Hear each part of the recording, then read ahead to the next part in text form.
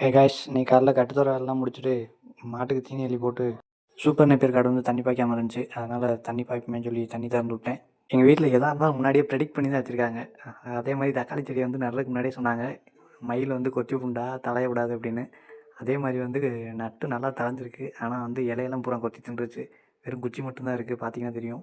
என் காலையிலேயே திறந்து விடும், ஓரளவுக்கு சீக்கிரமாக பாஞ்சிருச்சு. நல்லா வெயில் வர விட்டு திறந்துருந்தால் வந்து ரொம்ப லேட் ஆகும், தண்ணி வந்து ஃபுல்லாக காடு குடிச்சிடும். இது வந்து கடைசி பாத்தி பாயும்போது எடுத்த கிளிப்ஸு. தண்ணியெல்லாம் அடைச்சி முடிச்சுட்டு கோழி குஞ்சு பொரிச்சதை வந்து அடைச்சே கிடந்துச்சு. சரி திறந்து விட்டா கொஞ்ச நேரம் அலையுமே அப்படின்னு சொல்லி திறந்து விட்டேன். அலைஞ்சிட்டு இருந்துச்சு. அசால்ட்டாக இருந்தோம்னா காக்கா கழுகு ஏதாவது தூக்கிட்டு போயிடும். அதனால் ஒரு ஆள் கூடவே இருக்கணும். கூடவே கொஞ்சம் நேரம் அலையடிச்சு இறைய போட்டு கோழி அடைச்சிட்டு அதுக்கு தண்ணி ஊற்றி வச்சுட்டு, தோப்புக்குள்ளே பில்லு இல்லாதனால ஆடு வந்து எங்கே வெளியில் ஓட்டிகிட்டு போகணும் அப்படின்னாலும் பின்னாடியே வந்துடும் நம்ம முன்னாடி போனோம்னா. அது மாதிரி தான் இன்றைக்கி இப்படியா இருந்துச்சு.